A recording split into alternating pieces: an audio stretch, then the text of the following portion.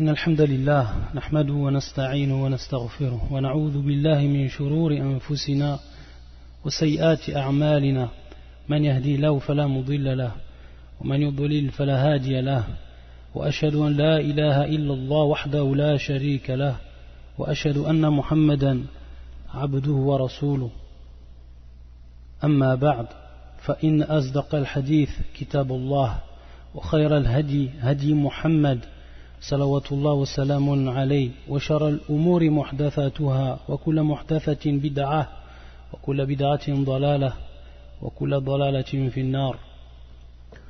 Donc on continue Inch'Allah ta'ala wa bi'awnillah azza wa jal l'explication du livre Bahjatu Qulub al-Abrar wa Qurratu Uyun al-Akhyar fi Sharh Jawami' al-Akhbar li Sheikh al-Allama Abdurrahman ibn Nasir al-Sa'di رحمه الله تعالى رحمة واسعة. فيقول المؤلف رحمه الله تعالى الحديث الرابع والثلاثون عن أبي هريرة رضي الله عنه قال قال رسول الله صلى الله عليه وآله وسلم ما نقصت صدقة من مال وما زاد الله عبدا بعفو إلا عزا وما تواضع أحد لله إلا رفعه الله رواه مسلم عن أبي هريرة قال l'agré. Donc ce hadith qui est rapporté par Abi Huraira, qui est une des grandes paroles du prophète sallallahu alayhi wa sallam, une parole riche et qui comprend beaucoup de significations, alors qu'on peut compter les mots sur les doigts de la main. Et ça c'est Jawami' al-Kalim. يقول النبي صلوات الله وسلام عليه ما نقصت صدقة من مال, c'est-à-dire l'aumône n'a point diminué les biens. وما زاد الله عبدا بعفو إلا عزا, et Allah ne fait que croître en honneur celui qui pardonne. وما تواضع أحد وما زاد الله عبدا بعفو إلا عزا, c'est-à-dire Allah ne fait que croître en honneur celui qui pardonne. وما تواضع أحد لله إلا رفعه الله, et personne ne s'est humilié pour Allah sans qu'Allah l'élève en degré. Ça c'est un hadith qui est rapporté par l'imam Muslim, donc bien sûr authentique. Donc trois phrases ou trois points que le prophète sallallahu wa sallam alayhi nous informe et nous enseigne dans ce grand hadith. Et donc on va voir comment le cheikh va expliquer ce hadith. فيقول رحمة الله عليه هذا الحديث يحتوي على فضل الصدقة والعفو والتواضع وبيان ثمراتها العاجلة والآجلة وأن كل من يتوهمه المتوهم من نقص الصدقة للمال ومنافاة العفو للعز والتواضع للرفعة وهم غارط وظن كاذب. Donc il nous dit le cheikh que ce hadith comprend le bienfait de l'aumône, le mérite de l'aumône, fadlu sadaqa. Enam, l'aumône a un très grand mérite dans l'islam. Et également, ça c'est la première chose, également al-af, c'est-à-dire pardonner, le pardon.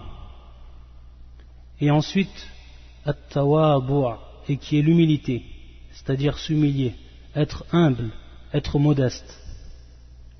Également il nous dit le shir wa bayani thamaratiha al-ajilati wal-ajila, c'est-à-dire la mise en évidence de leur gain, c'est-à-dire de la récompense, du gain de ces trois points ou de ces trois choses dans l'immédiat et dans l'avenir.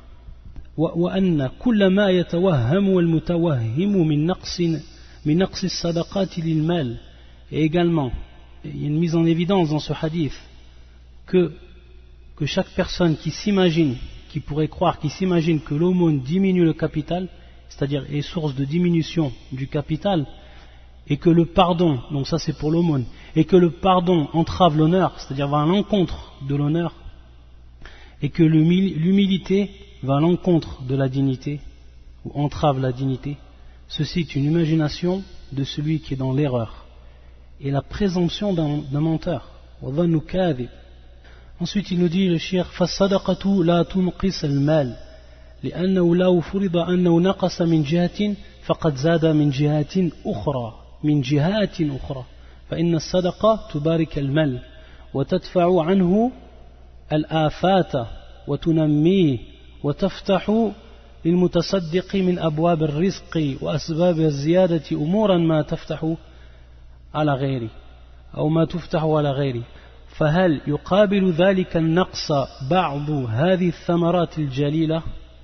Donc le cheikh il nous dit, et ça c'est un point qui est très très important, qu'il faut comprendre, et c'est une croyance que l'on doit bien sûr avoir par rapport à cela, et qui concerne as-sadaqa, l'aumône.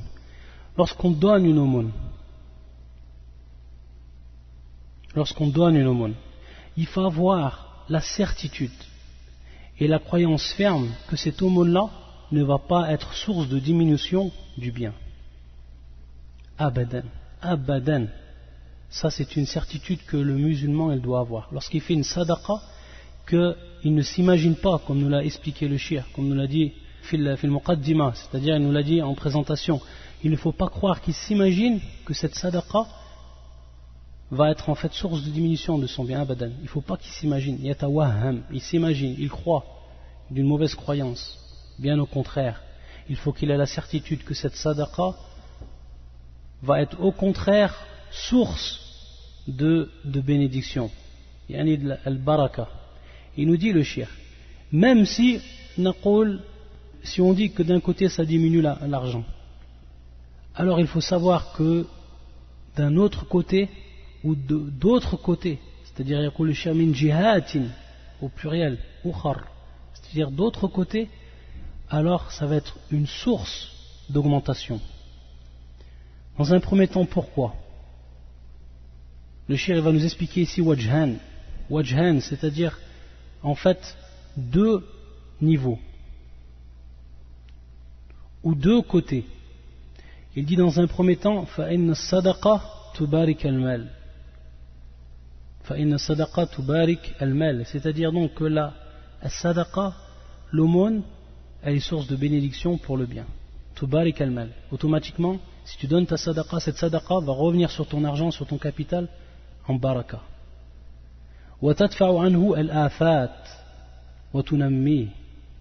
Et également, il nous dit le cheikh que cette sadaqa va repousser ce qui aurait été pour toi une perte ou des pertes.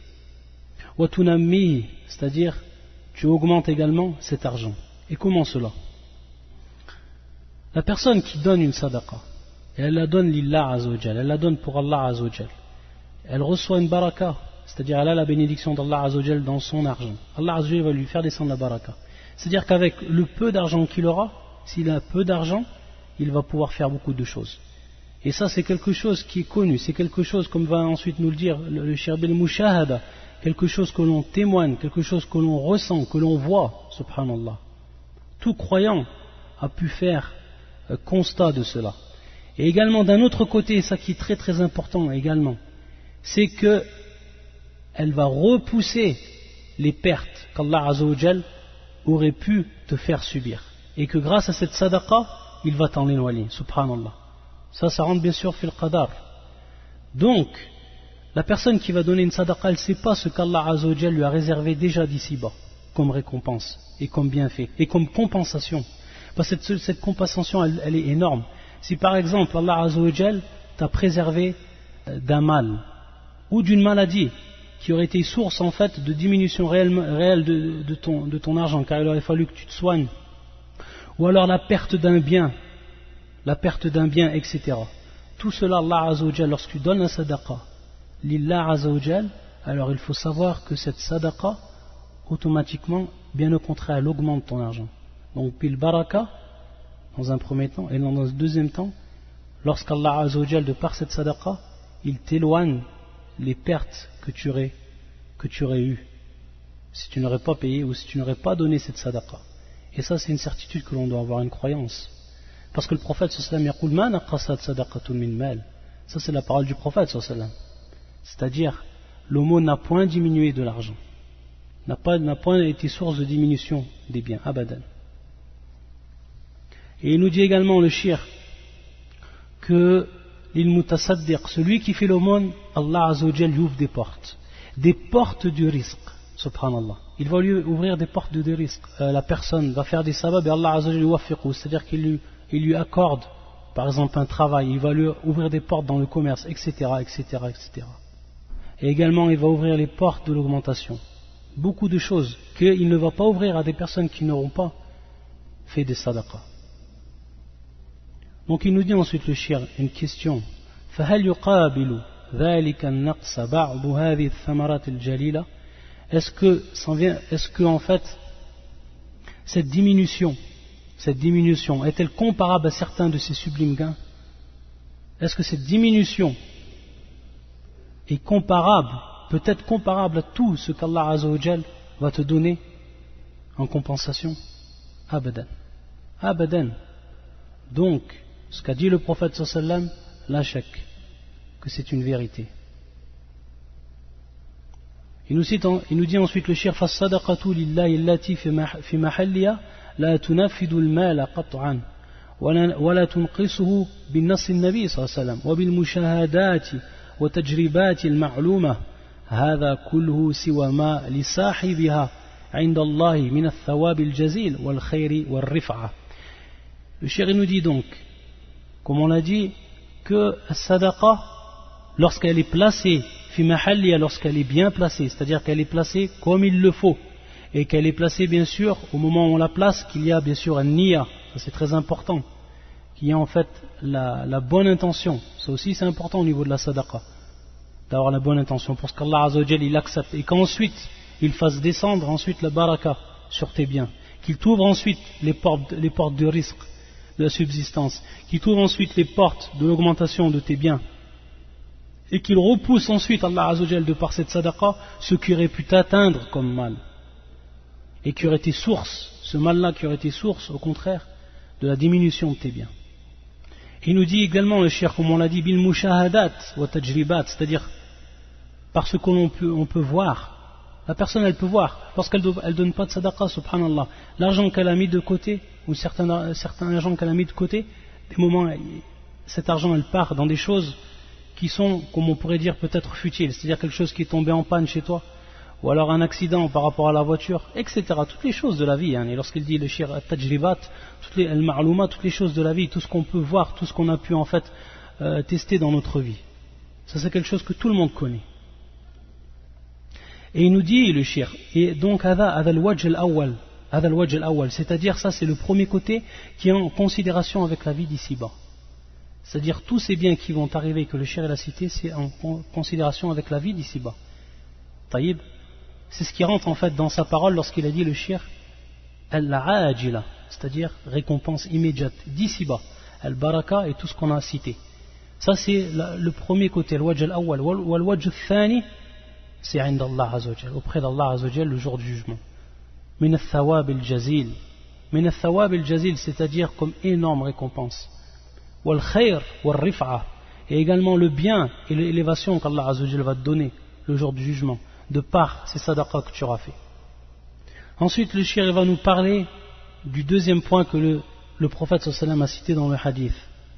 وَمَا زَادَ اللَّهُ عَبْدًا بِعَفْوٍ إِلَّا عِزًّا, c'est-à-dire Allah ne fait que croître en honneur celui qui pardonne.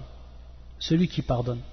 يقول الشيخ وأما العفو عن جنايات المسيئين بأقوالهم وأفعالهم فلا يتوهم منه الذل بل هذا عين العز فإن العزة هو الرفعة عند الله وعند خلقه مع القدرة على قهر الخصوم والأعداء.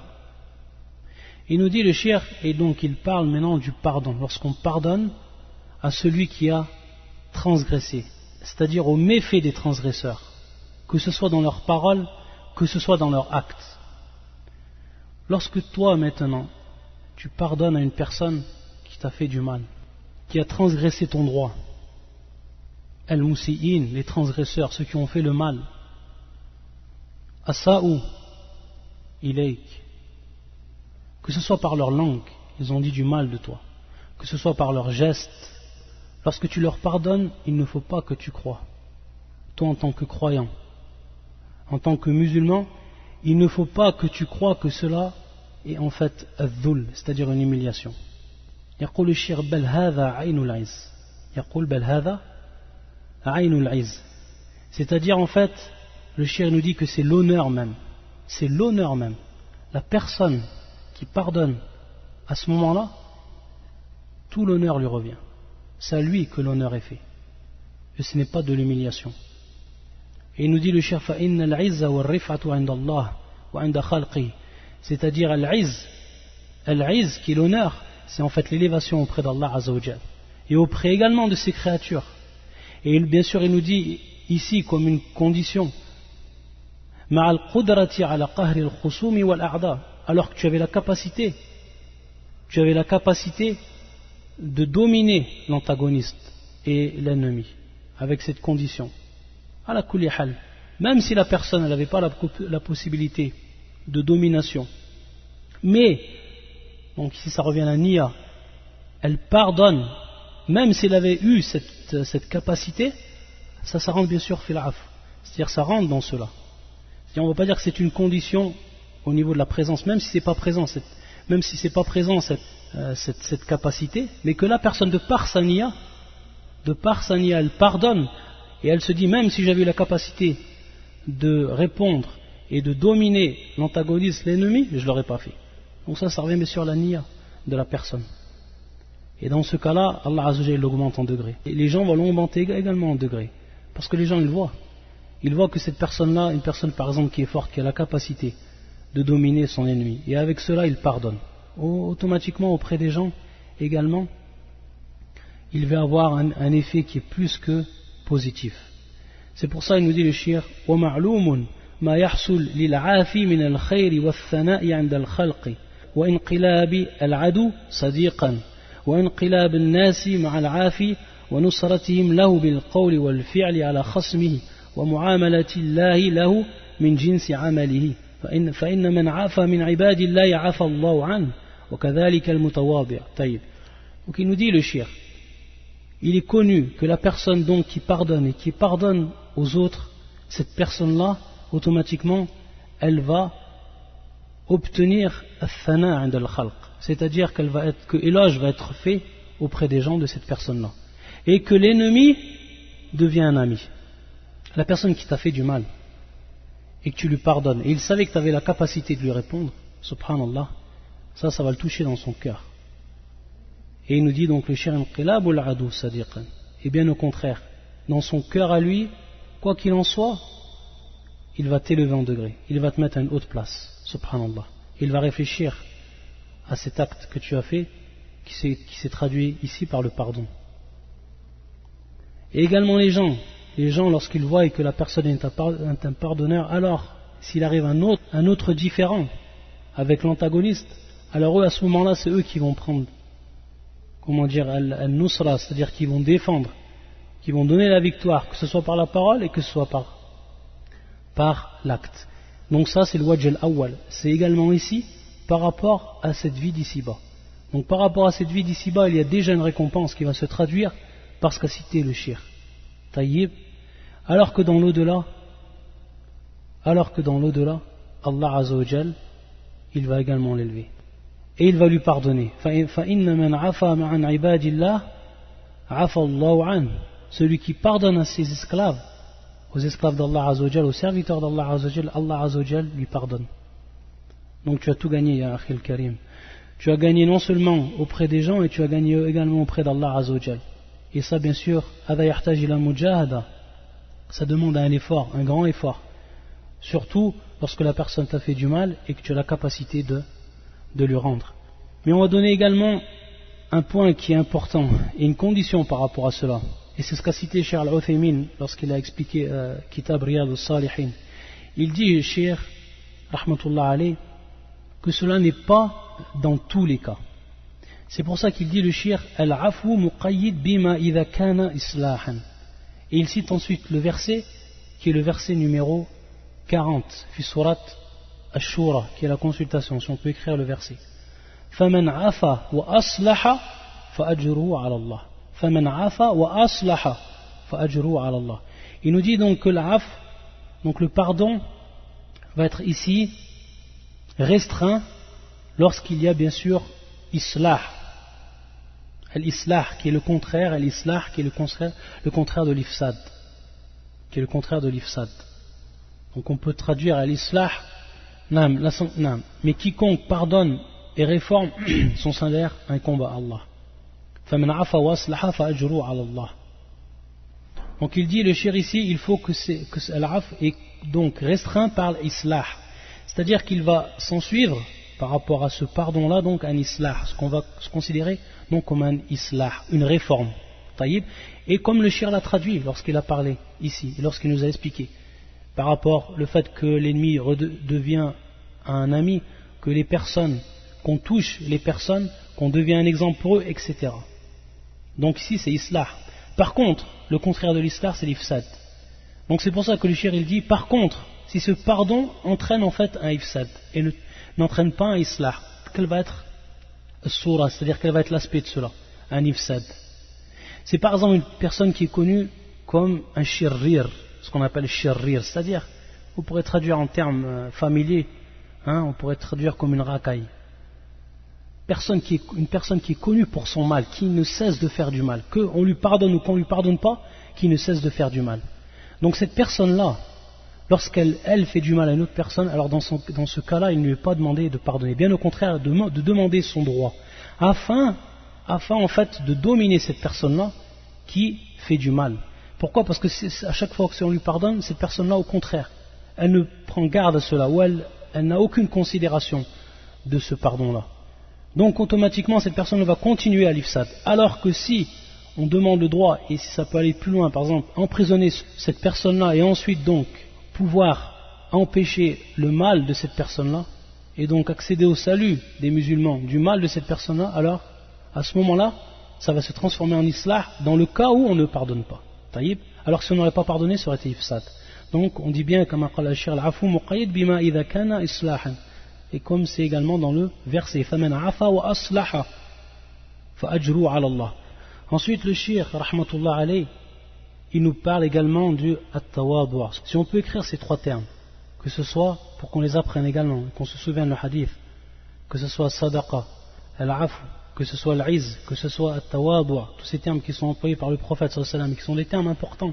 Ensuite, le shir يقول وكذلك المتواضع لله ولعباده يرفع الله درجات فإن الله ذكر الرفعة في قوله يرفع الله الذين آمنوا منكم والذين أوتوا العلم درجات فمن أجل ثمرات العلم والإيمان التواضع فإنه الانقياد والكامل للحق والخضوع لأمر الله ورسوله امتثالا للأمر واجتنابا للنهي مع التواضع لعباد الله أو وخفض الجناح لهم ومراعاة الصغير والكبير والشريف والوضيع وضد ذلك التكبر فهو غمط الحق واحتقار الناس. Ensuite le cheikh nous a parlé donc du troisième point que le prophète sallallahu alayhi wa sallam a cité dans le hadith وما تواضع أحد لله إلا رفعه الله. Donc qui est cette parole, et personne ne s'est humilié pour Allah sans qu'Allah l'élève en degré. Il nous dit également, la personne qui a fait preuve de modestie, qui s'est humilié devant Allah Azzawajal et devant ses esclaves, devant ses serviteurs. Donc à partir de là, on s'aperçoit que at-tawadu', la modestie et l'humiliation, elle comprend deux ma'nayayn. At-tawadu' li dinillah, yani lillah, ou li dinillah, wa at-tawadu' et bien sûr le contraire de at-tawadu', c'est ce que le shir nous dit, c'est at-takabbur ou l'istikbar ou l'ihtiqar. Tout cela va en contraire de at-tawadu', la modestie, l'humiliation. Donc il y a deux ma'na, l'humiliation devant Allah Azzawajal, c'est-à-dire devant la religion d'Allah Azzawajal, devant les ordres et devant, comme nous dit le shir, devant les ordres, imtithalan lil amr ijtinaban lin nahi, c'est également lorsqu'on se détourne de ce qui est interdit. Donc lorsqu'on fait cela, on a fait preuve de tawadu' lillah ou li dinillah, donc envers la religion d'Allah Azzawajal. Et ce qui va au contraire à l'istikbar, lorsque la personne yastakbir, lorsqu'on lui parle de la religion d'Allah, lorsqu'on lui parle des ordres, alors il ne les fait pas. Et lorsque c'est bien sûr bilistikbar, c'est-à-dire lorsque c'est par orgueil, wallah al-musta'an. Donc ça, c'est ce qui rentre tawadu' lillah. Et également ce qui rentre dans tawadu' li ibadillah. Donc c'est-à-dire être modeste envers les esclaves d'Allah Azza wa Jal. Et on le fait bien sûr pour Allah Azza wa Jal. Donc ça revient également à Allah.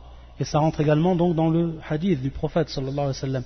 Lorsqu'on est humble, lorsqu'on est modeste envers une personne, envers les serviteurs d'Allah Azza wa Jal, on le fait pour Allah Azza wa Jal, hein, pas pour les gens. Et comme va nous parler le shir à la fin, il va nous parler de an-niyya, il va nous parler de l'intention également dans ces points-là, et également précisément dans le point de la modestie, quelque chose qui est très important également. Donc il nous dit فَإِنَّهُ الْإِنْقِيَادُ الْكَامِلِ لِلْحَقِّ, c'est-à-dire se soumettre de manière totale à la vérité.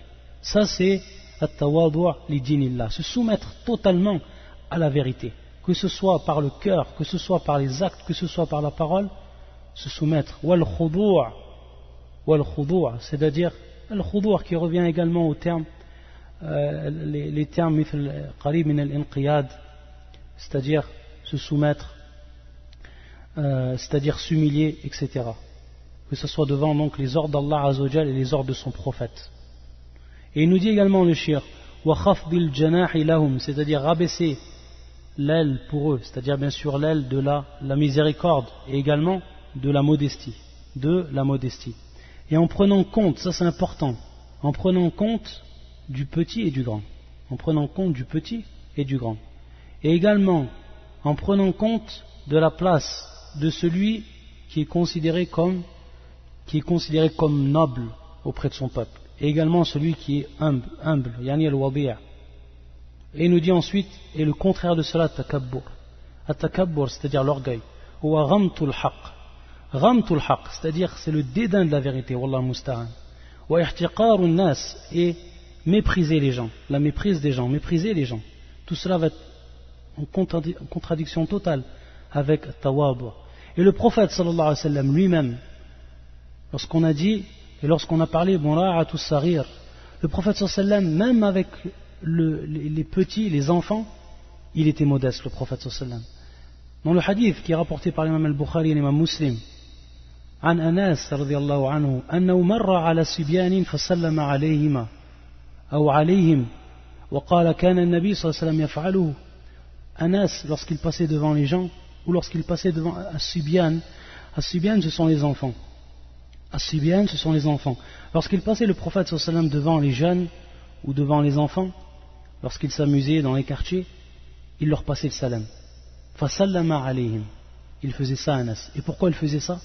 Iqtida'an lin-nabi sallallahu alayhi wa sallam, c'est-à-dire en suivant le prophète sallallahu alayhi wa sallam dans sa sunna. Pourquoi? Parce qu'il a dit Anas, kana an-nabi sallallahu alayhi wa sallam yaf'alu. C'est-à-dire que le prophète sallallahu alayhi wa sallam il le faisait quand il passait devant les jeunes, les enfants. Et ça peut-être nous on l'oublie ça. Lorsque tu passes dans le quartier devant des jeunes, des enfants, et tu leur passes le salam, ça les touche dans leur cœur. Tu leur as donné de la valeur, alors que lui, il est jeune, il est petit, il est encore petit, subhanallah. Et tu vas les habituer à cet acte de bien, subhanallah. Donc il y a un très très grand bien dans cela. Et on sait bien que le prophète sallam, il n'a pas un bien sans qu'il l'ait fait, le prophète sallam, ou un mal sans qu'il l'ait délaissé. Salawatullah wa salamun alayhi. Et donc parmi ces biens, et parmi donc ce qui prouve donc la modestie du prophète sallam, c'est qu'il passait devant les jeunes enfants qui s'amusaient dans les rues, dans le quartier, il leur passait le salam. Subhanallah. Et également le kabir, c'est-à-dire l'ihtiram, avoir le respect, un grand respect envers la personne qui agit. Toujours avoir un grand respect envers la personne qui agit. C'est-à-dire que dès que tu passes devant la personne qui agit, c'est à toi de passer le salam. Tu dis le salam par respect, subhanallah, et tu le fais pour Allah Azza wa Jal. Ça aussi, c'est quelque chose qui est important, et c'est une preuve de la modestie. Et pour ce qui est du salam, un point que l'on cite également pour ce qui est du salam, c'est que le salam, lorsque tu passes le salam, donc ça c'est une parenthèse, lorsque tu commences toi par le salam, ça c'est une sunna. C'est-à-dire que c'est pas une obligation. Lorsque tu passes devant une personne, ce n'est pas une obligation que tu lui passes le salam. Mais bien sûr c'est une sunna. C'est une sunna. Donc lorsque tu passes devant la personne, et bien sûr on connaît tous les hadiths qui sont venus par rapport au mérite de passer le salam. Mais les savants disent que ce n'est pas une obligation. L'obligation c'est ar-rad. L'obligation c'est le retour du salam. La réponse du salam, ça devient une obligation. Et c'est un des cas, comme le citent les savants, c'est un des cas où as-sunnah afdal min al-fard. On sait que l'obligation, et bien sûr on se dit sunnah ici, hada min bab al-istihbab. Hada min bab al-istihbab. Il faut bien comprendre lorsqu'on dit le terme sunnah ici, parce que le sunnah il a plusieurs compréhensions ou plusieurs acceptations au niveau de al-istilah. Lorsqu'on dit ici sunnah, c'est en comparaison avec al-fard ou en opposition avec ce qui est obligatoire. Donc c'est al-istihbab, al-mandoub. Donc c'est un des points où la sunnah, ce qui est recommandé, est meilleur que ce qui est obligatoire. Pourquoi? لأنه مبني عليه. لأنه مبني عليه. C'est-à-dire que la personne, lorsque tu passes et qu'elle t'a passé le salam, alors ça devient une obligation que tu lui rendes le salam. Si tu ne rends pas le salam, anta athim. C'est-à-dire toi tu prends un péché dans cela. Et la personne elle prend une hasanat parce qu'elle a fait un acte qui est surérogatoire. Et ici, dans ce cas-là, on sait que de manière générale l'obligation elle est meilleure que l'acte surérogatoire. Lorsque tu as à choisir entre un acte qui va être surérogatoire et un acte qui est obligatoire, tu dois faire passer en premier l'acte obligatoire. Donc, l'obligation elle passe bien avant. Elle est meilleure que ce qui est surérogatoire. Donc fais d'abord ce qui est obligatoire et ensuite ce qui est surérogatoire, selon bien sûr la capacité de la personne. Dans ce cas-là, la sunna elle est meilleure. Pourquoi? C'est-à-dire al-fard mabni alayh. Elle a été générée, c'est-à-dire que cette obligation a été générée par cet acte surérogatoire. Cette obligation elle a été générée par cet acte surérogatoire. Mabni, elle a été bâtie sur cet acte qui est surrogatoire. Cette obligation a été bâtie sur cet acte qui est surrogatoire. Donc c'est un des cas où as-sunnah ou l'istihbab afdal min al-fard. Également des exemples du prophète sallallahu alayhi wa sallam. Pour ce qui est de la modestie, il y en a beaucoup et beaucoup. Le prophète sallallahu alayhi wa sallam ashraf al-khalq, le plus noble des hommes, le meilleur des hommes, et qui était le plus modeste envers les créatures, envers Allah Azza wa Jalla avant toute chose, et ensuite envers les créatures. Un hadith qui est rapporté par Abi Huraira ou dans l'authentique de l'imam al-Bukhari. يقول أبو هريرة إن كانت الأمة من إماء المدينة لتأخذ بيد النبي صلى الله عليه وسلم فتنطلق به حيث شاءت. سبحان الله. إن كانت الأمة من إماء المدينة لتأخذ بيد النبي صلى الله عليه وسلم فتنطلق به حيث شاءت. Ça c'est la meilleure des personnes, la personne la plus noble qui existait. Al-amatu, c'est en fait, al-amatu c'est le contraire de al-hurra, c'est en fait l'esclave. Et dans une autre version du hadith qui est rapportée par l'imam Ibn Majah, in kanat al-walidatu min wala'id al-medina. Donc on comprend par cette version du hadith que c'est en fait une jeune fille, une fille très très jeune, une petite fille, et qui était bien sûr esclave, c'est-à-dire qui ne faisait pas partie de ceux qui sont libres. Min ima il-medina. Et bien sûr ici, in kanat il-amatu min ima il-medina. Ce n'est pas une, même plusieurs. Qu'est-ce qu'elle faisait, cette petite fille? Elle prenait la main du prophète sallallahu alayhi wa sallam et ensuite elle partait avec le prophète sallallahu alayhi wa sallam haythu sha'at, où elle voulait. Et dans une autre version qui est rapportée par l'imam Ahmed, li hajatiha, c'est-à-dire pour qu'il aide le prophète sallallahu alayhi wa sallam à son besoin, c'est-à-dire que ce soit pour acheter peut-être quelque chose parce qu'elle était petite, donc soit pour acheter quelque chose, ay haja, le besoin qu'elle avait. Donc elle allait vers le prophète sallallahu alayhi wa sallam, elle le prenait par la main, elle l'emmenait où c'est qu'elle voulait. Et le prophète sallallahu alayhi wa sallam ne disait rien et il la suivait en lui serrant la main, il la suivait où elle l'amenait. Et ensuite, il l'aidait donc à faire ce qu'elle avait besoin que l'on fasse pour elle. Ça c'est le prophète sallallahu alayhi wa sallam. Et également, min tawadi' al-nabi sallallahu alayhi wa sallam. Ce hadith également qui est rapporté par Aswad ibn Yazid, قال سئلت عائشة رضي الله عنها ما كان النبي صلى الله عليه وسلم يصنع في بيتي قالت كان يكون في مهنة أهلي يعني خدمة أهلي فإذا حضرت الصلاة خرج إلى الصلاة. Ça c'est un hadith qui est rapporté également par l'imam al-Bukhari dans son authentique. Aswad ibn Yazid, il demande à Aïcha radiyallahu ta'ala anha, à la mère des croyants, qu'est-ce que faisait le prophète sallallahu alayhi wa sallam dans sa maison. Aïcha a parlé une phrase qui est générale. Kana yakunu fi mihnati ahli. Il était en fait dans le besoin, yani khidmati ahli. Il était dans le besoin ou au service de sa famille. Au service de ses femmes, il était le prophète sallallahu alayhi wa sallam. C'est-à-dire que le prophète sallallahu alayhi wa sallam, il aidait à faire le ménage et il faisait tout ce qu'on avait besoin que l'on fasse à l'intérieur de la maison. Hada min tawadu an-nabi sallallahu alayhi wa sallam. Ça fait partie également de la modestie du prophète sallallahu alayhi wa sallam. Et c'est un exemple pour nous. Et lorsque bien sûr la prière arrivait, alors il sortait pour aller prier. Donc regardez, le prophète sallallahu alayhi wa sallam, qui est la meilleure des créatures, lorsqu'il était chez lui, il aidait ses femmes dans leurs tâches ménagères. Jusque dans leurs tâches ménagères, khidmati ahli. Il les aidait à faire ce dont elles avaient besoin. Ça c'est un exemple pour nous, subhanallah. Et ça fait partie, cela, de la modestie du prophète sallallahu alayhi. Il y a des exemples, il y en a encore beaucoup. Il y en a encore beaucoup des exemples de la modestie, de la grande modestie du prophète sallallahu alayhi wa sallam, qui était bien sûr une caractéristique qui était inséparable de lui.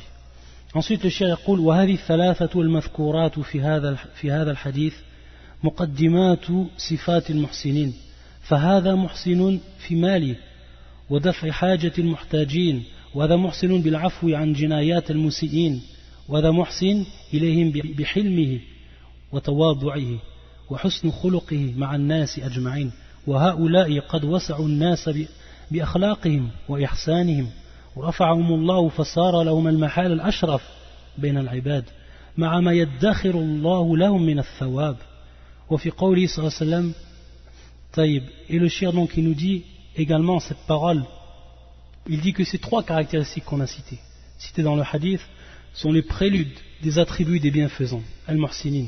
Donc celui qui est bienfaisant dans ses biens et écarte du besoin ceux qui en ont, ceux qui ont besoin. Celui-là est bienfaisant pour ce qui est du pardon de ceux qui font du tort. Et enfin, celui-là est bienfaisant de par sa douceur, son humilité et son caractère vertueux avec tous les gens. Il dit le cheikh, ceux-là ont enveloppé les gens de par la bonté de leur caractère et leur bienfaisance. Et Allah les a élevés en degrés. Alors la place d'honneur est devenue leur propriété, avec tout ce qu'Allah leur a mis de côté comme récompense. Hadal wajhan, c'est-à-dire une première récompense dans cette vie d'ici-bas et également la récompense dans la vie de l'au-delà. Ensuite il يقول الشيخ وفي قوله صلى الله عليه وسلم وما تواضع أحد لله تنبيه على حسن القصد والإخلاص لله في تواضعه لأن كثيرا من الناس قد يظهر التواضع لأغنياء ليصيب من دنياهم أو لرؤساء لينالوا بسببهم مطلوبه وقد يظهر التواضع رياء وسمعة وكل هذه أعراض فاسدة لا ينفع العبد إلا التواضع لله تقربا إليه وطلبا لثوابه وإحسانا إلى الخلق فكمال الإحسان وروحه الإخلاص لله. Et également c'est ce qu'on avait dit durant le cours, c'est que le cheikh ici, en dernier point, il insiste sur la niya. C'est-à-dire que tout ce qu'on a cité, il faut que ce soit lillah azawajal. Pour Allah azawajal. Innamal a'malu bin niyat. Il dit parce que certaines personnes, malheureusement, font cela pour d'autres buts de cette vie d'ici-bas. C'est-à-dire ils font cela preuve de modestie devant les riches, afin d'obtenir de leurs biens dans cette vie d'ici-bas. Ou alors devant les gouverneurs, afin qu'ils acquièrent de par leur cause ce qu'ils veulent. Et par moments également la modestie se manifeste par ostentation et recherche de notoriété. Tout ceci, a'radun fasida. Toutes ces ambitions sont malsaines. Et rien n'est profitable pour le serviteur si ce n'est l'humilité pour Allah Azzawajal dans le but de se rapprocher de lui. Lillahi taqarruban ilayhi. Talaban li thawabi, c'est-à-dire afin qu'il demande la récompense d'Allah Azzawajal. Et par bonté envers les gens. Par bonté envers les gens. Pas pour autre chose. Pas pour qu'on prenne de leur bien. Ensuite il dit rahmatullah alayh, cette dernière phrase, يقول وإحسان فكمال الإحسان وروح الإخلاص لله. Il nous dit, la perfection de la bienfaisance et son âme, c'est-à-dire l'âme de la bienfaisance, c'est la pureté d'intention. Al-ikhlasu lillahi azza wa jal.